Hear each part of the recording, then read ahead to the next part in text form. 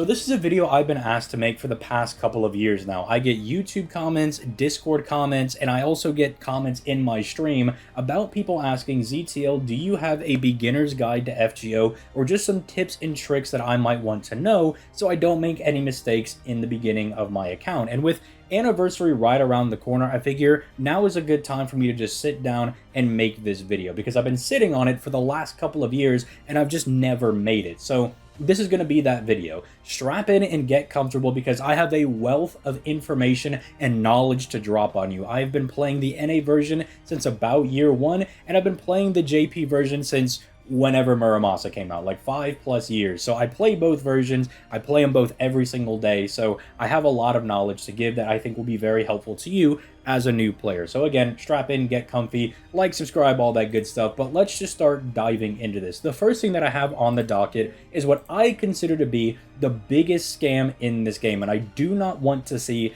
any new players falling into it. And it's not the summoning system, even though you will be getting shafted a lot. That is just something you need to expect. But often, whenever one of these characters goes on raid up, you can check out one of my videos or another content creator, and they'll tell you whether or not the character is good, broken, whatever have you. But what I find to be a huge, ginormous scam is the story gacha over here.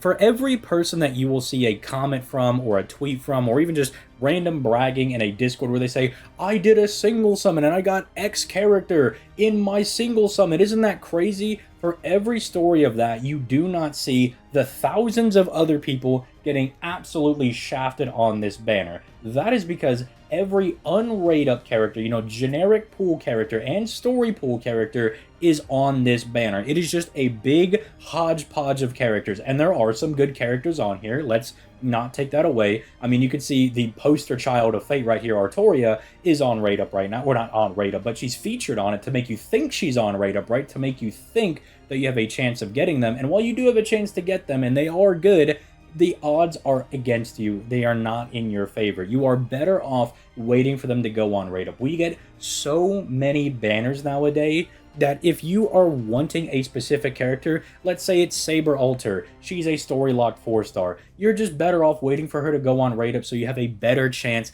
of not only just getting one copy of her, but multiple copies, right? If you're trying to NP2 a Saber Alter on this banner, you're just not going to get it. You're going to need to spend an obscene amount of money, or you are better off using that luck going into the lottery. Like, unironically, the odds are just atrociously not in your favor. And again, there are some good characters on here, but avoid this like the plague. It is not a good banner. It is the biggest scam in the game. Save your Saint Quartz for raid ups, because raid ups are where they increase the drop rate or the summon rate for the characters that you can see on screen. Right now it's Coup and I'm just going to call her Talalak so I don't butcher her name. And then we also have, oh, I guess the Needle Crystal Altar banner left, but right now we have this banner. So this would be a good one to go on if you're interested in the character. I'm not going to get into details on how good they are, but again, you can check your favorite content creator to find out if the characters are worth rolling for. The other banner, though, that is not a scam is the friend point gacha. Every single day, as you can see, you get a free friend point summon. You should do this every single day, at least the free one. As a new player, there are tons of very, very strong low rarity characters that you're going to have access to. It'll also give you things like some of the low rarity craft essences that are actually useful, and it will give you access to some event CEs if there is an event going on, which is very nice. You can also get these other low rarity CEs to make CE bombs, but I have a video documenting that. But at the very least, you should at least do this every single day as a new player, because eventually you will slowly start to accrue some of these low rarity characters. And unlike other games where your low rarity characters aren't useful, FGO is very unique in the fact that some of the low rarity characters are some of the best characters in the game. And I will outline some of the notable ones so you know who to level in this video as well when we get there. But it is actually worth your while to make sure that you are doing this every single day. There's also, you know, your weekly missions that you can do, and usually it's going to say do a friend point summon or do 3 friend point summons. So really useful if you're trying to get some of those low rarity characters. And again, if there's an event going on, or in the future whenever they have some of the rare 4-star characters that they eventually will put into the friend point gacha, we have a couple of them, but we have more coming up, and then they'll make them easier to get. When those come out, those are also really notable times to use a lot of your friend points. But at the very least, you should at least do your daily friend point summon. Now, as a new player, there's not a whole lot over here in the formation tab that you really need to concern yourself with. I mean, party setup is going to be pretty straightforward. You know, you're just going to organize your guys in whatever order you wish. There are very few characters in this game that actually care about what area they're going to be in. We might talk about a couple of those in this video, but typically, you're not going to be concerned too much with who's in your front line and who's your back line. These guys are your reserves. These guys are your main servants that you're going to be deploying at the very beginning of the battle. Again, there are some choice characters that as you get better at the game, and most of them are high rarity anyway, so, you know, if you get them or you want to test them out by using them on the friend support over there, then feel free to do that. But realistically, party setup doesn't matter too much, right? You know, you just equip the CE that you think is going to be good for your character, and then you use the characters you want early on. But what is going to be important, and this is going to be something that is going to save you a lot of heartache, and apparently a lot of people just don't really seem to get, are the two different types of formations that you have. You can see that I have normal quests, and I have event quest over here. All this is that if there's an ongoing event, which we don't have one right now, unfortunately, but if there's an event going on with the special event CEs and stuff, people on my friends list will only see what is on my event tab, right? They'll only see these characters. Right now, it's not outfitted with anything because we don't have an ongoing event, but it does make things very convenient, right? And you can set up to 3 of these at a time, even though you have up to, you know, like 10 slots. I don't know why they do that, but sure, if you want to have a super special one, you can make other, you know, support sets that maybe they're just to show off, maybe just like having like a whole set of the Fate Stay Night characters or something along those lines. But these are your normal ones, right? If you're going into normal quests, your dailies, you're doing the story, if you get far enough to the Bleached Earth, stuff like that. Basically, any non-event node, these are what's going to pop up on your friend support, and these are going to be the ones that pop up whenever you're doing events. And it's just as simple as going to the one you want to select. Say I wanted to make my list 9 over here, my first event support, I would just tab this one in. Obviously, we have to put a servant in here. Let's just throw Artoria in there, and then we could slap her in like that. And it would say, okay, support number 9 is one of your event supports. It's very, very simple. The reason it can get very annoying is some people make the mistake of doing something like this. So if we remove this, and then we try to set this as well on this one, this can get very annoying, because if you're looking for event characters, you might find the normal characters, right? Or your normal characters, like these guys are outfitted with normal CEs or things that are good for general farming, but they don't have the farming CEs. It can get a little annoying. So don't be one of those guys that has both your normal and event set to the same slot. It can get very annoying and a bit tedious for people that are trying to use your characters as friends. Now, as a new player, you shouldn't really concern yourself too much with the second archive. Think of this like storage for your box. You can see that these are all the servants that I have actively in my account. I can use them in whatever quest I want, as long as there's like no like weird restriction or whatever. And if I go into my second archive, you can see that I'm storing EXP cards for whenever I want to grail a servant, which we'll get into later. For your servants, you're pretty much only going to use this to store stuff like EXP cards or the attack and HP enhancing foes. You know, maybe you want to stockpile those up and you don't want to take some of your limited servant space. It's perfectly fine to use it for stuff like that, but unless you particularly hate a servant, like let's say you just really don't like Mordred for whatever reason, you can kick her into the second archive. You're like, I pulled this character, don't want to see them, get them out of my face, put them in the second archive. But it's typically going to be used as storage. What's going to be more useful is probably the craft essence one, because your craft essences can fill up very, very quickly. If you think about getting 1 to 2 craft essences per event, plus you're pulling all these 3-star CEs, you don't know if you should, be saving them or max limit breaking them or what have you, or maybe you're like me and you like to collect them, you're going to fill up on CEs very, very fast. And so I use my second archive for my CEs to store a lot of the, unique craft essences, things that we got for login campaigns or for like Valentine's Day that I didn't want to lose, or even just some of like these anniversary ones, right? Some of these ones that don't really do a whole lot, so I don't really need to have access to them for any quest, but they are just nice. I want to hold on to them. And the same thing goes for old event CEs. Sometimes they will rerun events. It's very rare nowadays that we get event reruns, but I still hold on to some of these old event CEs. One, because some of the arts are just really good, like this Masashi one over here. I'm particularly fond of that one. But then there's also just ones that I have a lot of that if they ever do decide to bring the event back, it'll make my life a lot easier if I have access to those CEs. So again, just treat it like storage. You can kind of put whatever you want in there, but probably not something you have to worry about as a new player, because you're not really going to be fully storing up your box unless you're going to, disregard my advice and dump $1 million on the story gacha, but no one would ever do that, right?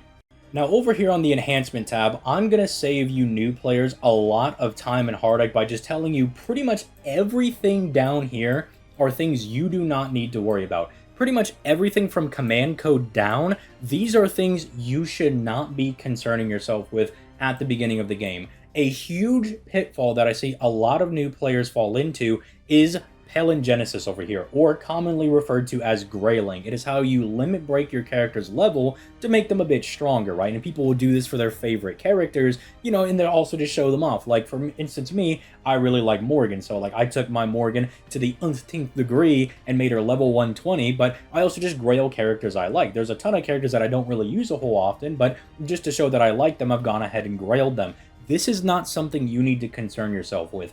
As a new player, the thing that you should be worried about the most right now is just leveling up decent characters that can help build up your box. Grailing can come whenever, but you need to start getting some decent characters in your roster. That way when an event comes, you're not going to be doing these 9-turn farms going through the event stages. You can maybe whittle it down to a 5 or a 4-turn, or if you're really lucky, you could even do it as a 3-turn, which is kind of the gold standard because that's a min-turn for farming, and it just makes your life easier because, let's be honest, this game is basically farming simulator. So a lot of this stuff down here, you don't need to concern yourself with. Maybe Noble Phantasms, right? Like for your low rarity characters, if you're trying to increase how much damage they're doing and stuff, obviously you can do that. But for the most part, everything down here is not going to be all that concerning. I mean, class score is pretty much late game material. You know, grailing your characters, once you've got a solid base, then I recommend you can start grailing your characters. But think about it this way. How are you going to use your grailed characters to their best possible conditions, or at least support them to the best of your ability, if you don't have any other characters leveled? I mean, there are some really good characters in this game, but they're not going to be able to solo all the content that you put before them, despite what people in the comments will tell you. Wardrobe is just for different costumes. You don't have to worry yourself about that. A pen skill, kind of a whale thing. I mean, if you want immediate access to it, but it is something that you can get these bonus skills for your characters. It boils down to boosting the extra attack, giving you a starting battery, and then some kind of special damage or crit protection against specific classes. It varies by like servant to servant, but it's one of those things that, again, you don't have to worry about for a little bit. Worry about getting your normal skills leveled up and everything, then come down to a pen skills. Same thing for command codes. These, maybe, depending on the character, and if you've got some decent command codes, you might be able to outfit them with this. It's not too expensive to do. It only costs 1,000,000 QP, and some of the command codes are really, really strong. So maybe you can mess around with that, but command code enhancement over here, this is a money sink. This is just going to sink all of your QP for like marginal benefits, right? Like some people will tell you, oh my goodness, I'm getting 5.5% extra attack on my arts card. You don't care about that. 99 times out of 10, you are going to finish the stage anyway. It's just to flex and to show off what characters you really like, and it's a huge QP sink. Wait till you're pretty well established before you start doing that. So what you're going to focus on are these 4 right here. Servant enhancement, skill enhancement, craft essences, and ascension. Craft essence, don't even worry about doing CE bombs right now. I know I mentioned it in the friend point section, but that is not something you need to concern yourself with. That is something that once you're really building up your characters and you kind of find some really good craft essences to take your gameplay to the next level, you can focus on this. Just worry about maximum breaking your craft essences when you're able to, right? It'll enhance the abilities of them and give them a couple of levels so you get some more HP or attack, or sometimes raw HP and raw attack. So that's pretty good. Ascension is just the way that you level up your servants, right? Like once they hit a level cap, you ascend them to the next stage. It's going to cost you some like pieces or monuments of that specific class. So if they're a saber, they'll have like the silver statues for the first 2, and then gold for the next 2. Just, you know, extra stuff to farm, and then usually some kind of material, whether it be bones or dragon fangs or dust or snake eyes, whatever have you. There's a billion different materials in this game.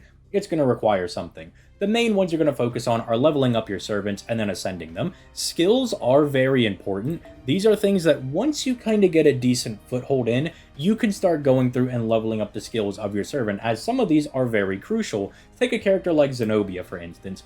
Her skills, I think, are very basic. If you start off with her, you don't really need to level up too many of her skills because they're not doing anything super crazy. I mean, sure, you'll have an increased attack buff, an increased arts buff, but it's not like you're going to need it early on in the game. Where it really starts to matter are servants that have batteries. This is where people will really start to get super anal about whether or not your skills are leveled, because sometimes it really does matter. So take a servant like, let's go down to Artoria, for instance, right? She has a 30% battery on her 3rd skill, but it's only a 30% when it's skill level 10. I think it's a 20% or like a 10% when it's at skill level 1. For buster farming, that's not good enough. Buster farming is very precise. You need exact levels of batteries to get through. So if you're off by 20%, it's tough titties. You know, you're not going to be able to do the farming. So that's where skills come in handy. Or for your arts and quick servants, let's look at, I don't know, let's look at Huyon, for instance, right? She's a quick farming servant that you can use. Normally, you know, if you try to use her at skill level 1, she might not be able to get through the farming node, right? And you might be wondering, why isn't she refunding enough? Well, cards like Quick and Buster really benefit off of their levels, not only for the damage, but also because those cards will now refund more of your NP the higher their level goes. And then especially if you have a character that has, say, an NP gain rate as well, it will further increase how efficiently they're able to farm. There are tons of arts and quick servants that can do looping at skill 111, by the way. People like Berserker Masashi, like, she can get by with it if you have a decent setup going for her. Obviously, depends on the supports you have, so I'm just trying to say, worry about it after you start leveling some of your guys, but don't forget to do it. And also do remember, skills get more expensive the higher your rarity, which is why I'm going to recommend you guys some low rarity characters that you can level up, skill up, and it's not going to break the bank. Because your 5 stars, that is also something that I see a lot of people fall into. They'll start an account, and then they'll be like, I have to level up this new 5-star character that I got to do all their skills, and then they're broke, can't level up anybody else, and then it's just a bad time for everybody. So let's start breaking down some of the good characters that you should be keeping an eye out for. Some people's you should be leveling up first. Like I mentioned earlier, the characters in FGO are not just relegated to being high rarities are good, low rarities are bad. There are a ton of 1, 2, 3, and 4-star characters that can compete with the best characters in the game. And with that grailing system that I mentioned earlier, you can actually enhance the levels of these characters to further allow them to compete with some of the high rarity characters. Now, that's not true of all of them. Some of these guys are kind of just buns, and you're not really going to be able to use them for much of anything. You can still level them up if you think they're pretty, but you should avoid some of these guys, or at least level them up for the free Saint Quartz, but then you're probably not going to touch them very much. So let me highlight some of the ones that are really good and that you should look out for, and just give you a brief overview of the main one over here, that being Arash. The other guys are fairly self-explanatory, but Arash is de facto the best 1-star character in the game, and probably still one of the best characters in the game, which as a new player might be a little bit confusing, because if you look at his details, you're like, he gets defense, star drop rate, the battery is pretty good, but then you look at his NP, you're like, okay, so he does damage, and then he dies? I don't really get that. Well, there is an ability in FGO. See, as the master, you have these master skills you're able to use, and the most powerful one by far is referred to as Plug Suit, or that's just the change order. It allows you to swap a servant from your front line to your back line. So say you have 2 supports buffing 1 main DPS guy, you can Plug Suit out that second support for the third one, so now you can triple buff a character. It's insanely powerful. Arash allows you to do that for free because he doesn't use the Plug Suit, he kills himself, and that brings in a character from your backline. That is immensely powerful. It is why any character that can take themselves out or can swap themselves around for free is automatically considered for being a good character, because that ability in and of itself is already insanely good. And it really does help that Arash's NP does a lot of damage. You can see by this little triangle, that means it's been buffed. Characters get buffed every now and then in the game. I will give you a heads up though, Arash does not start off with this 3rd skill, and his interlude to get his 3rd skill can be a little rough going into it. You're not allowed to bring a friend, you have to bring the friend Arash, and you gotta get through a fight with a demon pillar. If your account isn't built up decently, it might be really hard to use. But then again, you can always use your command spells to revive yourself and then just smack that guy in the face. But do just be warned about that. Most interludes are really simple and kind of just easy to get through. Arash's can be a little difficult if you're trying to turbo into getting him, but he is one of those characters that I would say is a high priority to get. Some other characters that are notable, Jason. You might see a lot of, I guess, mixed feelings about Jason as a character, but as a unit in the game, this is kind of like your low rarity arts looping option. You can effectively think of him as the 1-star version of Muramasa or Shiro, if you know him as Shiro Emiya from Fate Stay Night. It's complicated, you'll figure it out when you get that far in the story, but he's effectively a low rarity version of that. He's not the best looper in the game, but if you need somebody that can do arts looping for you, that being a character that is going to refund their NP over the course of numerous turns, that way you can clear a node, he is going to be the guy for you. Very simple, very effective, very straightforward. Other characters that are really notable are people like Corday. Corday can be a very solid single target character for you, so single targets are predominantly going to be used for boss killing, whereas your AoE characters are going to be predominantly used for wave clearing, like Jason over there.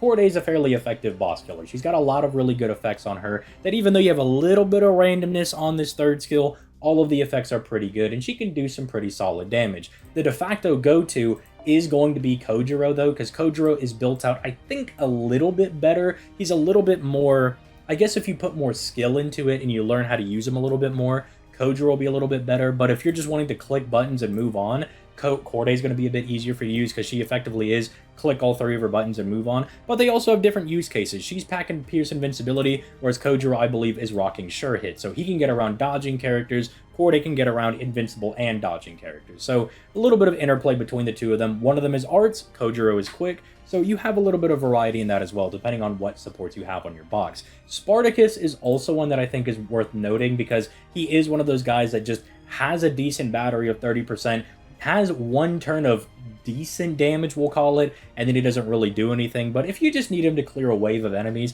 he can be pretty effective for that. Don't sleep on Spartacus. He can be really good early on. And then the sleeper pick is going to be Mozart over here. Mozart is pretty good for the fact that these three skills are predominantly, well, actually, really, it's just the first and third skill are really strong. This is a 44% arts buff for the entire party for a turn, and this is one of the strongest star-generating skills in the game. It just drops 50 stars on demand. Why that's so good is that 50 stars guarantees that all of your cards on that turn are going to be crits, because each card, takes a value of 1 star equaling 10%. That card gets 10%, for each star it gets. 10 of those gives it 100%, so that by 5, because you can only have 5 cards, you have 50 stars, basically equating that you have full stars for the turn. I hope I explained that properly. That was a little choppy, but basically, this skill, you click it, everybody's doing crits for a turn. It's very, very strong, and he's a pretty decent support for the low rarity. Not to say that some of these other characters aren't useful in certain scenarios, but those are the ones that I would at least prioritize. Looking at some of our 2 stars, we got a bit better options, and things get, I don't want to say more complex, but they get a little easier maybe, because generally most of these 2-star guys are pretty good. Realistically, the ones that you just want to avoid are probably going to be people like Phantom of the Opera, your Eric Bloodaxe or Caligula, because they don't really do a whole lot. I mean, even people that get memed on, like Benkei for not being very good, do have some kind of use early on, being able to skill and NP seal the enemy and being able to taunt for a turn. It's just, I wouldn't prioritize this guy, even though he has technically a use case, because there are better options for that. Now, you may be saying,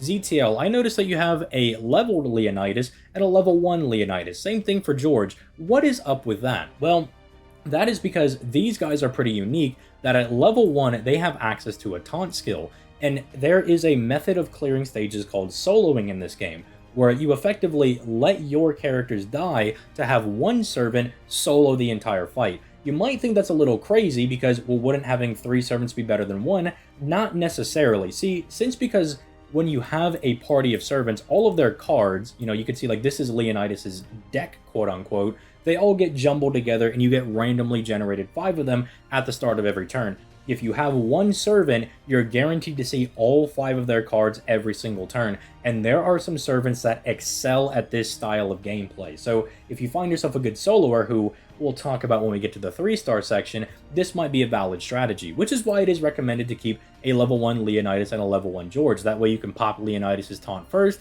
let him go down, then pop George's at the next turn, he'll go down after that. That not only buys your soloer 2 turns, and it kind of lets them set up, but it also removes 2 people from the field, guaranteed. So that's why they're pretty good in that aspect. But realistically, most of the 2 stars you see here are actually pretty decent.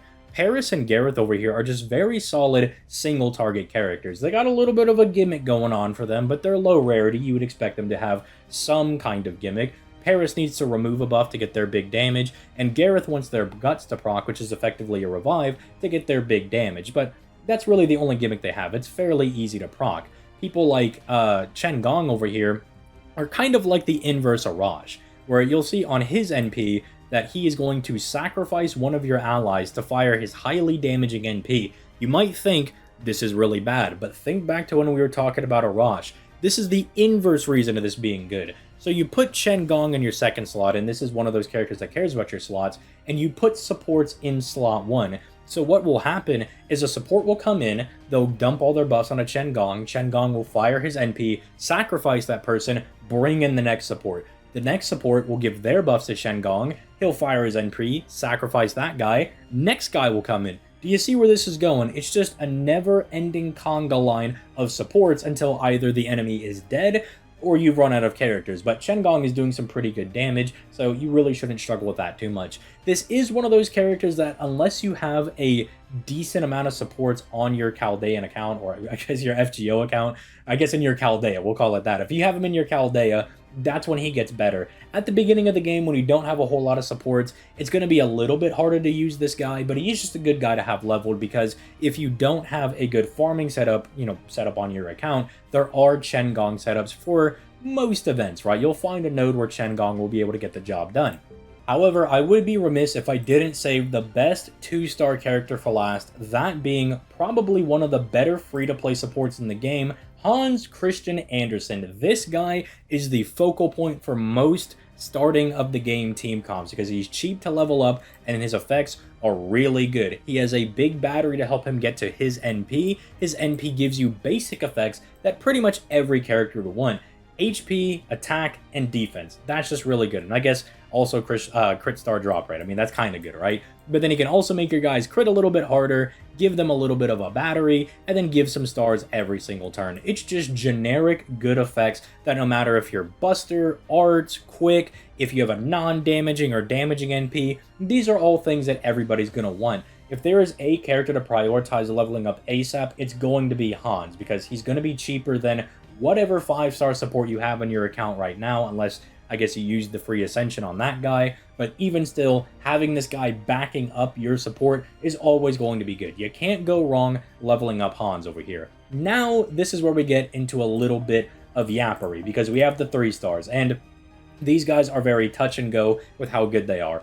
3 stars are either going to be really good, good conditionally, or they're just going to be flat out bad. So I'm going to try to hit on some of the highlights here.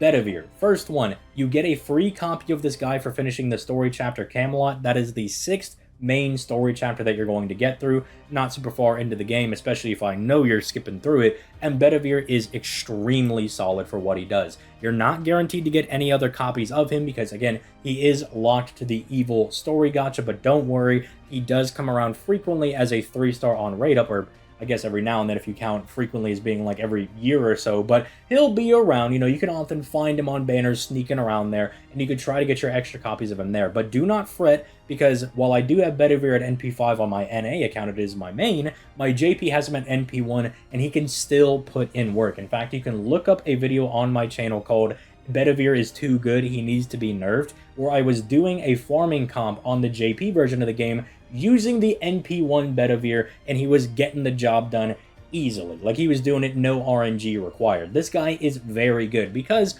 just giving solid buffs to everybody, like NP strength and NP gain, that's just good. Everybody's doing free damage, and if you have an Arts or Quick Servant, they're going to be looping a little bit easier. He's got a nice battery, and then his NP just has some solid effects on it. It's a buffed NP, so its damage is increased a little bit more, and he's giving himself more damage. Look at that, significant damage. I've never seen something more true in my entire life. Archers, you have a couple of really good options. Billy is pretty notable for just having a really big battery and being able to crit, but that's the main thing about him. Just big battery, big crit, nothing else really special about him. Just good for being able to get it to his NP very quickly as a quick servant and hit the enemy rather hard. You have Robin Hood, that as long as the enemy is able to be poisoned by his first skill, he gets free bonus damage against them. If the enemy can't be poisoned, he's kind of up a creek, but most early bosses are going to be able to be poisoned, so Robin Hood might be a mainstay. But the 3-star archer that I think is the highest value is Yugioh over here. I actually used her to clear some high difficulty farming nodes recently on the JP version of the game. It was the 90++ for an upcoming event we're actually getting, and she's really solid for that, just because she has the battery, which is very nice. The arts buff gives her decent damage, but it really is because she has power mod against all the guys in the game, which is pretty good because there's a significant amount of males in this game. So if it's a guy, she's going to shoot them in the balls, and it's going to do a lot of damage. So she is really good for that. And unlike somebody like Robin Hood, you don't have to apply a debuff. If they're a guy, they die, right? But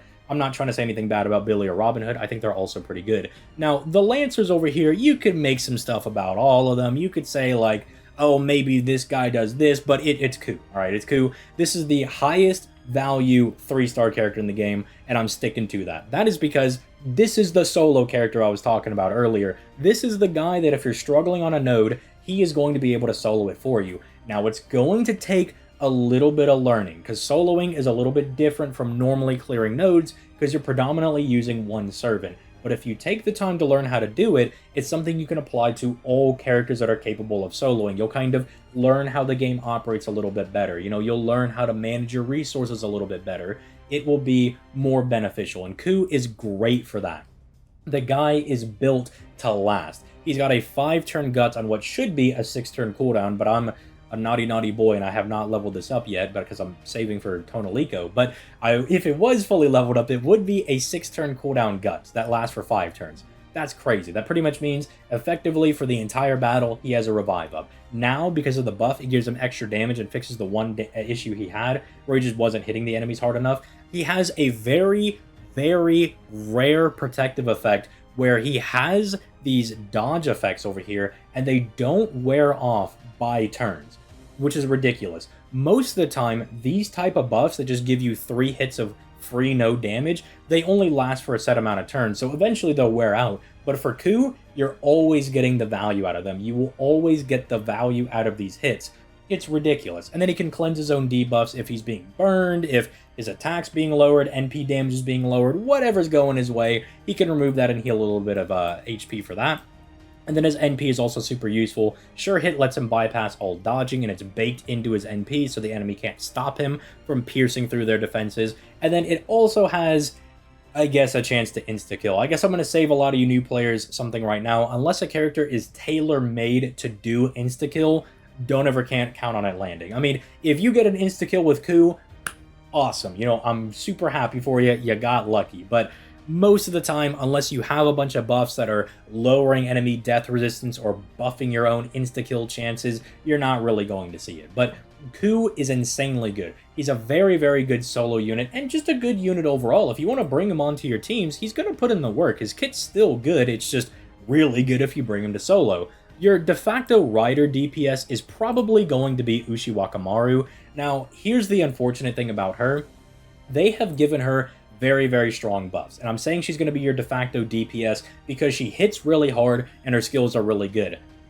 Unfortunately, the hits on her normal cards are still very low. She is a year 1 servant and they have not done anything to rectify that. So refunding with her can be a little bit rough. That's just because she doesn't have the hits to really refund like more modern servants. But don't worry, support your Ushi correctly, and she will get in there and give you the heads of all of your enemies. Trust me.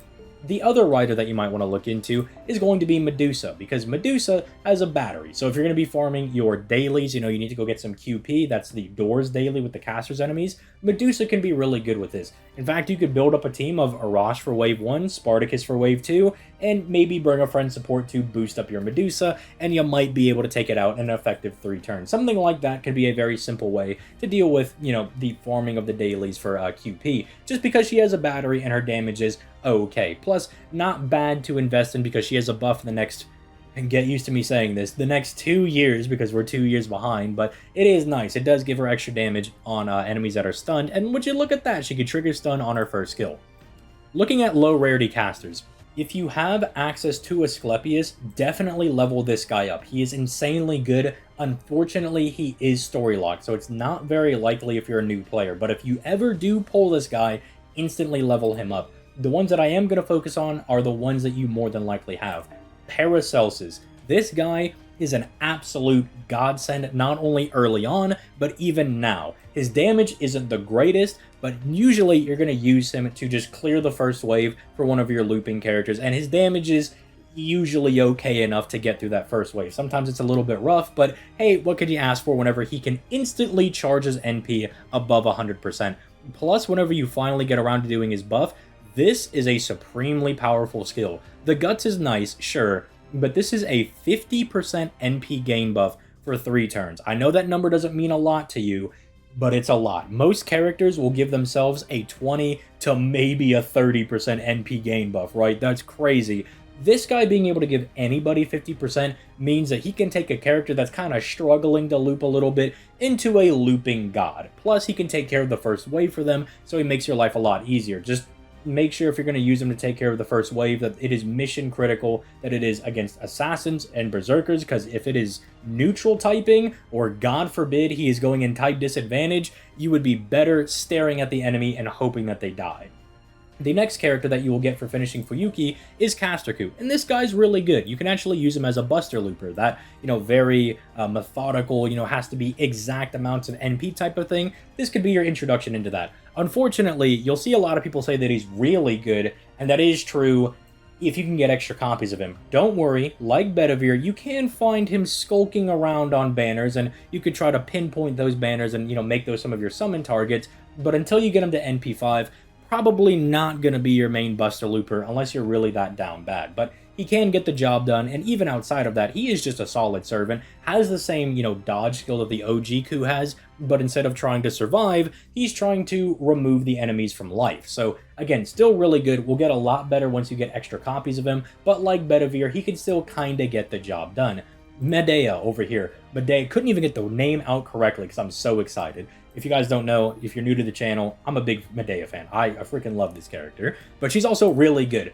She has the same thing as Paracelsus, where she can instantly charge her NP, but instead of being an AoE character, she's single target. And now, removing the buffs is really good. I mean, going into boss fights, if a boss gives themselves buffs, you just have Medea go in there, charge her NP, stab him with Rule Breaker, boom, no more buffs on that guy. But predominantly where you're going to see use for this character is in some 90 plus or 90 plus nodes, your stronger farming nodes, where there might be one lone assassin or one lone berserker, and you just need somebody that can take that enemy out. Medea doesn't do a whole lot of damage because they really just hurt her real bad on giving her like AoE damage scaling on a single target NP, which basically they messed up her numbers. Her numbers are not good. So until they go back and fix that, for whatever reason, maybe they thought she'd be too broken, until they fix that, her damage is going to be okay. But it's okay enough that you can get through some semi-beefy enemies, and she has the added benefit of being able to give you that same buff that Paracelsus gives,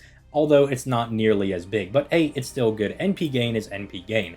Assassins, we've come a long way. Now, if you can get your grubby little mitts on EZO, then by all means, summon this guy, level up this guy, but he's a limited 3-star, so he comes around, I would say, more infrequently than the other ones, but we seem to get a Gouda banner every 3 months over here, so you know what, maybe this guy will be really easy to get. If you can get him, he's super straightforward, super good.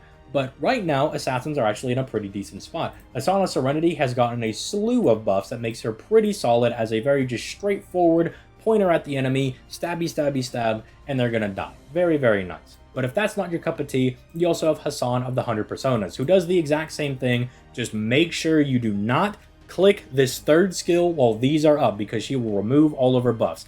Aside from that, she's great. She can refund her NP pretty well, and she can do some pretty good damage. Just, again, cannot stress enough, do not click this while you have buffs. Or if you're going to click it, click this one first, then do these ones. Like, if you need to heal, you absolutely need to heal or whatever, click this skill first, and then pop these ones, because you do not want to be in a position where you remove your own buffs. I'm not going to meme on people and tell them that Jekyll and Hyde is good, even though I'm one of Jekyll and Hyde's biggest defenders. We'll go over to Berserkers. 3-star Berserkers are in a very weird position because there's not really a game-breakingly broken 3-star one. I mean, I like using Mori, but jury's still out if this guy's actually good. I would say I think he's decent, but you'll probably find a lot of people in the comments that say this guy's not very good. But don't worry, like our boy Izo over here, he's a Gouda servant, so you're probably not going to pull him anytime soon. What I would recommend is just level up Lubu. He is very simple, very straightforward. Make sure you click his skills in order, otherwise you might whiff on his attack buff. And then you shoot an NP at somebody, you do big damage, and then that's really it. He kind of just hits the enemy really hard and moves on with his day. I mean, it's Lubu. What else are you expecting from this guy? He's a giant robot. So that's pretty much it for Berserkers. I mean, you can level up Kiyohime if you think she's cute. She's not the craziest, but I mean, you can level her up, I guess. That seems to be a common thing that a lot of people do early on. And then we have the extra class guys you'll have access to. Now, Salieri is pretty good if you can get your grubby little mitts on him. This guy's pretty decent. He can be an arts looper, but he is also story locked. So, unfortunately, if you don't summon on a banner that has him, you might be up a creek on getting yourself an Avenger. But hey, if you do get him, he's pretty good at level him up. Now, this unit right here. Let me tell you something. The nanosecond you get this unit, you prio this unit. This unit is ridiculous. I actually have a full video dedicated to how good this character is as a low rarity character. Go watch that video, get all the deets. I can't do it enough service without, yapping here for another 15 minutes, in which case, you might as well just go watch that video. But just know, might be the best low rarity character in the game. Like, she's in contention for that title. She's really good. I mean, Arash is really good, Cou's really good, Hans is really good. She might be better than all of them. Like, she is redonkulously good. So those are some of the low rarity characters to keep an eye out for when you are starting the game. We'll also look at some of the low rarity CEs. Don't worry about the super high ones. Now, unlike the actual servants, these things, the 2 and 1 stars, garbage. Don't put these on your characters. Not good. Not remotely good. Just use the 3-star CEs, right? These are going to be infinitely better. And actually, would you look at that? It's almost like it's planned. The good ones are up top. This is the main one you're going to be looking out for. I think they did take this out of the friend point gacha. I'm not sure, but I do think I did pull it recently. So if it's still in the friend point gacha or you get it on some random banner, this is a really good one because when you max limit break it, look at that. You just start with half of your NP charged. For free, no cost, just going into the battle. For existing with this CE, you're starting off with 50% battery. That's always going to be good. Now, if you want to kind of spice things up a little bit, you have 2 options here. You have the Jeweled Sword Zelrich over here, which starts you off with 40%, so it's a little bit less, but you get 10% NP gain, so you're going to refund a little bit more on your arts and quick cards, and if you have an AoE NP, you'll refund a little bit more when you hit all the enemies. Then you have Ryudoji Temple. This one is starting you at even less, but it is giving you 15% NP strength, so if you're finding that your units aren't hitting quite where you want them to be, and you want to give them a little bit of a damage boost, Ryudoji Temple is definitely going to be the one that's up your alley. Finally, for those soloing quests we talked about, Battle of Camlon. This is a really good one to keep your eyes out for, and anytime I start a new account, and because I'm doing some challenge run or something, I always make sure that I start to get this one immediately, because when an enemy or one of your servants dies, they charge everybody's battery by 15%. So you know that George and Leonidas, those characters that we're planning on letting die, putting this on them, very, very good. Very strong, because then whoever your main DPS is going to be, they're just getting 15% charge for no reason. Now, there are other 3-star CEs that are good that people can probably give you recommendations for in the comments. There's other ones that are really strong, yes, I know, but these are the main ones. Like, these are the mainstay ones that you level these up and they'll do you right. One other thing we're going to have to do. We're going to tab over to servants real quick because we got to talk about what 5-star do you pick once you finish Fuyuki. If you're new and you're just brand spanking new and you haven't actually gotten through Fuyuki yet, when you get through Fuyuki, they're going to present you with a free 5-star. Oh my goodness, how generous of them. Do you think they'd actually give me a free 5-star character? Yes, that is true. And it comes down to realistically one option, but I'm going to say 2. The first main option that everybody will tell you to get is Waiver, and they would be right, because this guy is ridiculously good. All of his skills are generically good. The worst that this guy could ever possibly be is a good servant. He can't even be decent. The worst he can be is good, because everything he's doing is applicable in any party. It's just now we have other supports that do their job like a little bit better because they're more card specific, and it's just ultimately stronger than what this guy is offering. But at the start of the game, this guy's crazy, right? Because every servant wants attack, every servant wants defense, so he gives it to everybody in the entire party, including himself. DPS Waiver is indeed a thing, but then also that's giving 10% per skill, so 20% to the entire party. This skill, you can target it to somebody, give them 30%. So yes, you heard me right. Everybody gets 20%, and one lucky guy in particular is getting a cumulative 50% NP plus bonus 50% crit damage, which is a decent amount. But that's not all. His NP is actually really good. It decreases an enemy's charge or their NP tick It has a decent chance to stun them. Don't rely on it, but, you know, it'll come in clutch every now and then. And then it will reduce the enemy's defense to allow all of your characters to do more damage, and you can stack it. If you're firing a bunch of his NPs, these last for 3 turns, so you can stack these defense downs on the enemy and just do mondo damage. This is pretty much the de facto correct decision. Unless you have really strong arts characters on your account. If you have started the game and you are already opening up with some really good arts characters, I mean, we're talking like maybe you're lucky enough to have Castoria, maybe you procured Castoria by dubious means. You know what I'm talking about if you've acquired her in this way, and if you don't, then look in the comments, somebody will tell you. But if you're starting off your account and you've already got some really strong arts characters at your disposal, Tamamo is a very strong option. She's not as generic as Waiver, but still makes a compelling argument, but does also really slot nicely into your arts teams, and even outside of that, she's a good support. Her NP itself is arguably maybe even better than Waiver's. It reduces the entire party's skill cooldown by 1 so you can fire them quickly. Some skills can even be looped back so you can apply them, you know, back to back so you can get both of their effects at once, which is really strong. It heals the party and gives you at bare minimum 20% gauge depending on her overcharge level. And if you ever have multiple NPs, you always put Tamamo in the back. That way she drains her own NP to give herself some extra, and she increases that 20% to like 30% or something, depending on where she's at in the chain. Very, very strong. And the first skill, that ain't bad, right? Being able to, you know, just yoink one enemy's charge and give everybody else 30% NP damage, that's strong. It says except herself, but guess what? She doesn't have a damaging NP, so it doesn't matter. And the morph is pretty good. It makes her very tanky. So if you are opening up with some really strong art servants, Tamamo's a good option, but for 90% of players, you're going to want to go with Waiver. Now, there are some corner cases where, say, you have, in a similar means, acquired, you know, a Koyenskaya on your account. You know, you're in Fuyuki and you already have access to this character. I don't judge how you got a hold of her. Then there are some other options. For instance, if you already have a Koyenskaya, then hey, maybe go ahead and pick up OG Saber, because she's really good with Koyenskaya. Or you could even pick up somebody like Mordred. She's also pretty good with Koyenskaya. There are some niche corner cases where there are better characters to pick, but 90% of the time, it's going to be Waiver.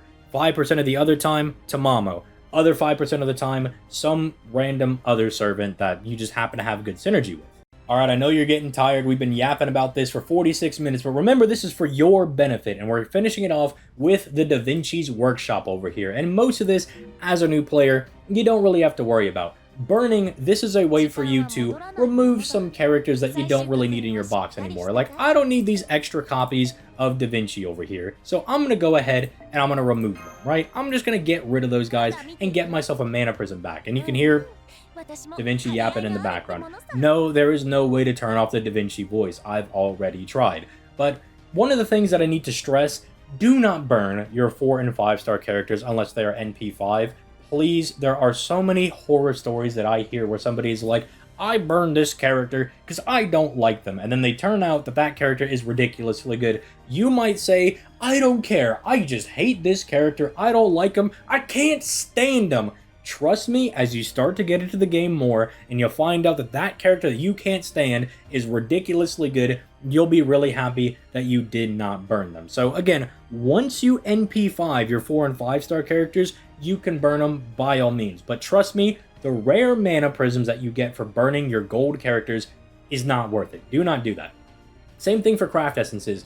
Until you get your stuff max limit broken, don't delete them, especially as a new player. You have no idea when some random, 3-star CE that says you get an additional 10% defense is gonna come in clutch because you found out there's a free-to-play team comp with your Mash and Boudica plus one other like support servant you can bring off the friends list, and if you have at least this CE max limit broken, you'll be able to get it done. Trust me, you'd rather just have the thing in your arsenal, be a little patient, and then get the mana prisms later. Command codes, keep all the good ones. You see these like Dookie 2-star ones, burn those. I don't know why this is engraved to one of my characters, but I'm gonna have to remove that after this recording. Then going over here, the mana prism shops you're talking about. These are your general mana prisms. You get these for burning your 3-star and your 3-star characters and your 3-star CEs. I was gonna say 3-star and lower, but that would be a lie. So You get these for burning those characters, and you also just get them from events, you get them from logins, all that good stuff.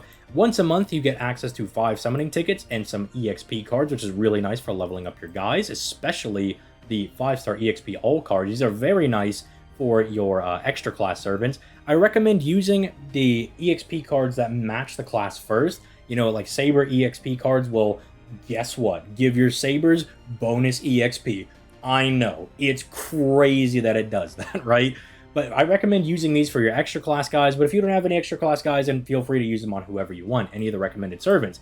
Same thing for these. These give your characters an additional 1000 HP and attack if you use 20 of them on one, so once you hone in on a character you really like and you're like, I want them to do more damage, I want them to be able to take extra hits, go ahead and grab those. There is a ton of other BS in here in the Da Vinci shop. They're gonna be here for a long time. Don't stress about it. Don't have any fear of missing out. These will be here for a fat minute. And even if they do disappear after their over 1 year period, they're going to end up over here in the rare Prism shop, which eventually you'll be able to clear out. It might have taken me 7 years to catch up and clean out all the random other stuff that's in here, but I've gotten it. Ignore these. I already have these. I'm not buying additional copies of them. But you get rare Prisms from random login bonuses. Maybe once in a blue moon you'll get them from an event. And you can use them to unlock older CEs and stuff, which some of the notable ones will be, I guess we'll scroll down a little bit so I can show them. I wasn't prepared for this, but this is probably good to show. Actually, let me just cut and let me go find them. Okay, it's these ones. These are the ones that if you're going to be getting stuff from the Da Vinci shop, these are the ones you want to prio. Particularly, you would like to get Chaldea Lunchtime. It gives you 10% bond whenever clearing a quest. And you want to get Mona Lisa because it gives you 10% bonus QP whenever clearing a quest. Once you've gotten these, you can decide if you want to help out your friends because the Bella Lisa is really good, but it's more for your friends to bring. You only get 15%, but your friends get 15%, so you don't get that benefit. Same thing for Chaldea Tea Time. You don't get the 15%, your friends do if they bring your servants. So it's kind of like helping other people out in the community. These are the ones that if you're going to be doing farming, you bring these ones. But these are the ones that you use in your party. And then these all have like a smattering of different effects. Like this one is 5% bond, 5% QP. That's not too bad. This one over here, 5% bond, 5% master EXP. Not too bad. This one over here, 5% bond, 5% mystic code. Are you seeing a trend that the game is really obsessed with bond? It's always really good to get a head start on that. I hear there's a grand class system coming up that really cares about that. So just make sure you're on top of bonding your servants, but don't stress about it. That grand class thing is like 3 years away at this point for NAFGO, so don't stress yourself too much about it. Now looking at some of the other tabs over here, Pure Prisms.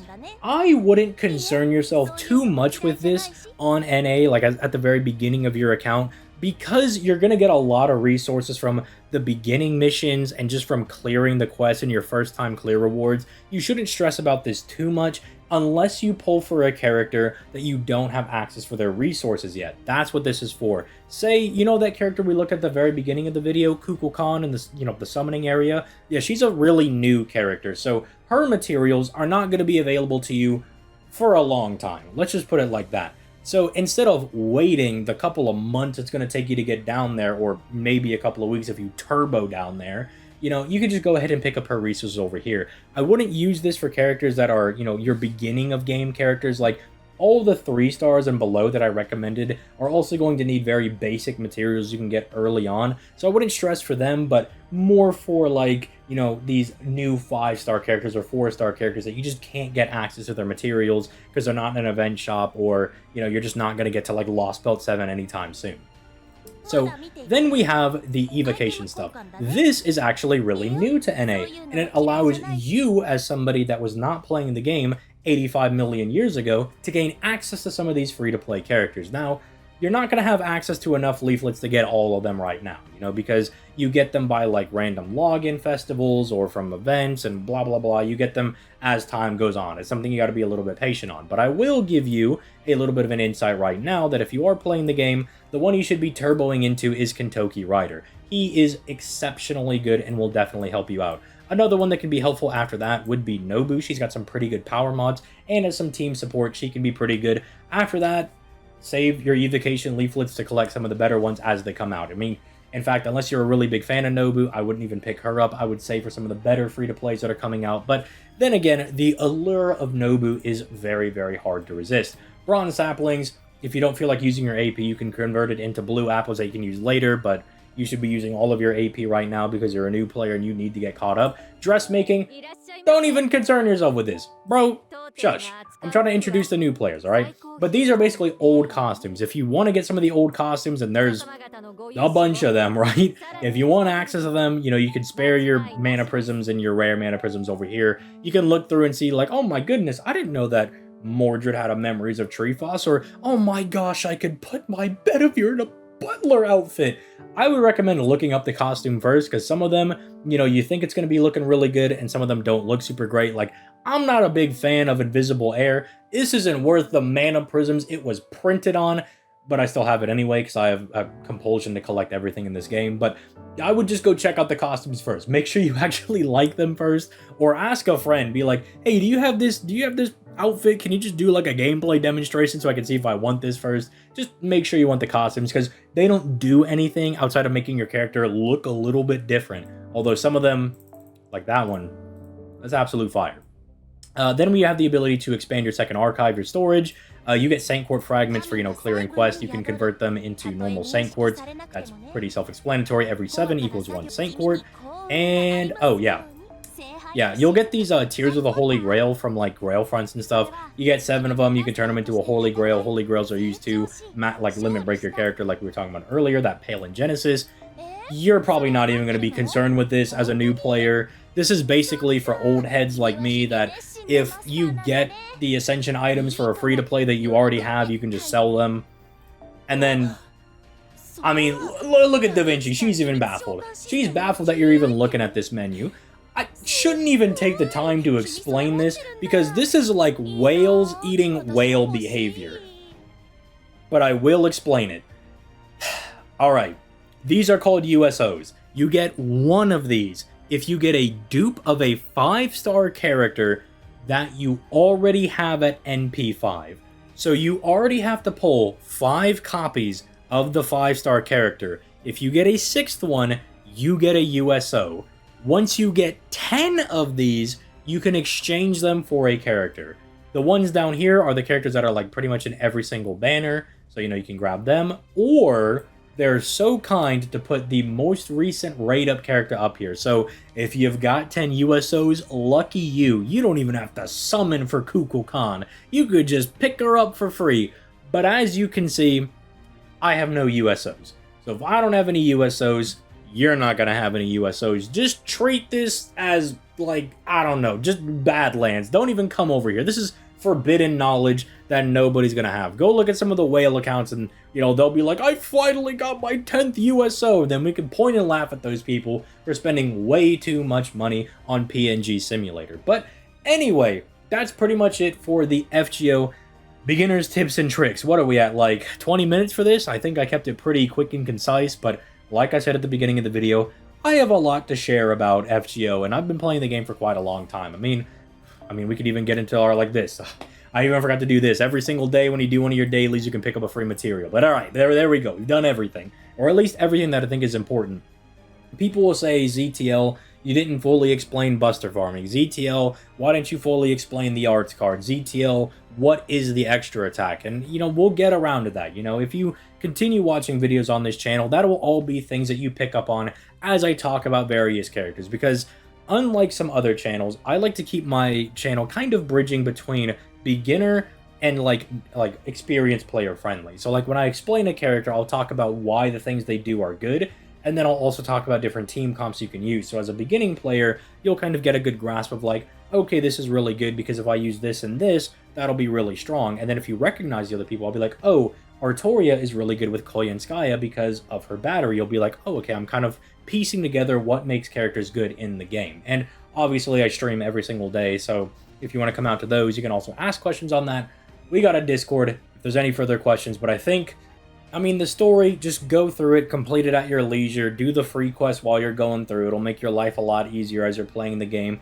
If there's a specific boss you're struggling with, there's probably like 30 different videos on YouTube about how to butt blast Gawain with the newest servant that came out. I mean, all of these bosses that used to be hard are chump change. Like, you can solo pretty much everything up to, like, Lost Belt 6. I would know because I watched one of my friends do it with Coup Alter. There's, like, very few bosses where you have to bring a support. In that case, it's like Demeter and Lost Belt 5.2, which is way out there in the future. You don't even know what a Lost Belt is right now. You're still on Singularities. But, like, up until that point, you know, it's a little bit of a struggle. But the fights after that, yeah, he used Coup Alter for everything after that. So it's like, you can get through these boss fights without even leveling up any of your characters. You could just use friend characters the entire time. But I still recommend leveling up those characters that were recommended. If there are any further questions, again, FGO streams Monday, Wednesday, Friday. Discord, description, comment section. Somebody will probably help you out if I don't get to you first. With all that being said, I need to give my throat a break. They don't call me the throat goat for nothing, but even an hour-long video is pushing it a little bit for me when I've already been streaming for 2.5 hours earlier today. So I'm going to go ahead and get out of here. You guys have yourselves a nice day. Peep the links in the description down below. I don't even have the energy to shill for myself anymore. Have a good day.